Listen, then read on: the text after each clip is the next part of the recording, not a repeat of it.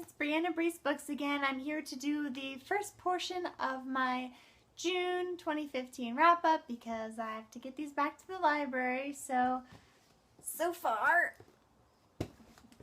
I've read 8 things, mostly graphic novels, because I was having a hankering for graphic novels again, so I picked some up at the library, but let's show you what I've read so far. First, I finally read The Maze Runner by James Dashner. I gave this 4 stars. Really enjoyed it, but I don't think I'm going to continue. It's a little too depressing, I feel like it's going to be for me. I'm not really a big fan of dystopian. I just really wanted to read this so I could watch the movie. And I did watch the movie the day after I read the book, and I really enjoyed them, both for different reasons. The movie was really good at condensing the action and keeping it the plot moving forward and fast-paced, and this just had more detail in it, and there were some differences obviously, but nothing too crucial that changed the story too much, so I gave this 4 stars. And next I started my graphic novel binge with Delilah Dirk and the Turkish Lieutenant by Tony Cliff. I've seen this on Book Outlet a bunch, so I was curious about it, and so when I saw it at the library I thought it was a great opportunity to pick it up. And I really loved this. This was so fun. It's really short, but I really enjoyed just the fun adventure of this chick and her sidekick companion dude who just wants to like relax and drink tea, and she just like gets in all sorts of mischiefs all the time. And it was really enjoyable. This is one of my favorite graphic novels so far. And then the next graphic novel I read was a bit of a disappointment for me. I only gave it 3 stars. It was Lumberjanes Beware the Kitten Holy by Stevenson Ellis and Waters and Allen. This is volume 1. I guess it's going to be a series. I guess I was just expecting it to be funnier. The art was, of course, wonderful and everything. I didn't have a problem with that. The characters were fine, but I don't know. I didn't like it. I didn't end up liking it as much as I thought it would, so I gave it 3 stars. And then next I read another 5-star book, and I read The Wrath and the Dawn by Rene. This came out in May, and I finally read it, and it was so good, guys. I can't wait for the sequel. It just, so many feels. I can't deal with it. This is a retelling of Scheherazade and the 1001 Nights, if you didn't know, and you should definitely read it if you like retellings or that culture, time period, whatever. Yes, it was awesome. Definitely one of my top books of the year. Next, I went back into my graphic novel stack and picked up Jane the Fox and Me by Fanny Britt and Isabel Arsenault. And this was kind of a sad story about a girl that gets picked on and bullied, ostracized from her class.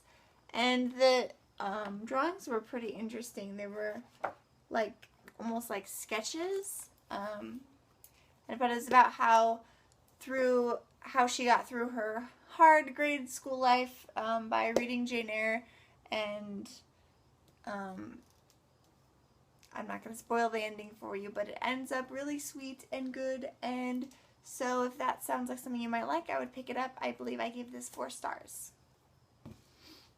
And the next graphic novel I read, I also gave 4 stars, and it is Lost and Found by Shaun. This is actually a collection of 3 short stories, I believe, and the artwork is just, it's very weird and different, but it's still beautiful, and it kind of reminds me of The Stinky Cheese Man and Other Fairly Stupid Stories, if you've heard of that, by John Skeska. But kind of has that weird, whimsical / dark art to it. I feel like I was missing out on some of the symbolism in this book. It was a little over my head, but I really enjoyed just the base level of the stories, and the art was fantastic, so I gave it 4 stars. The next graphic novel I picked up was The Gigantic Beard That Was Evil by Stephen Collins. This was a lot different than I was expecting. Again, I was kind of expecting something like witty, funny, and it seemed like it was kind of had a hidden message behind the actual story, but it was pretty interesting and I enjoyed it. I gave this 4 stars as well. And the one I just finished was another graphic novel of sorts called Here by Richard McGuire, and this hardly has any words in it. It's mostly just pictures.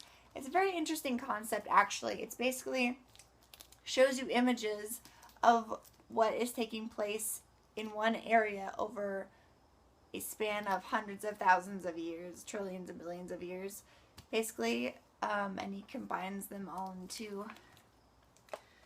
one picture.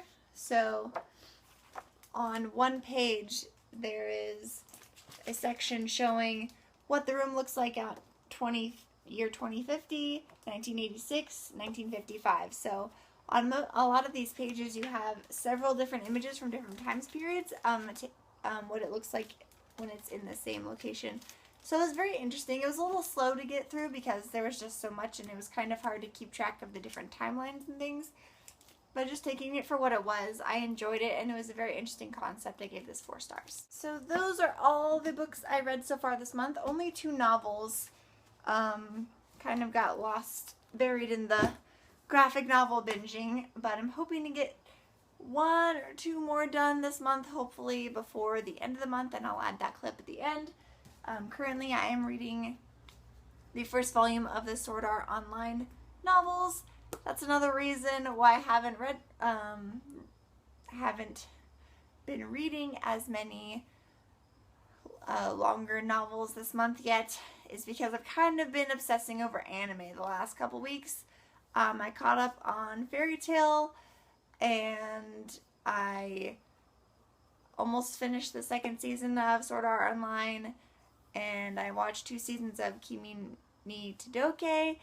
And so, yeah, so all of that to say, I haven't been reading that much the last couple weeks. I would still like to get to Valiant and The Cage before the end of the month. So that's all for this clip, and I'll see you in the next portion right now.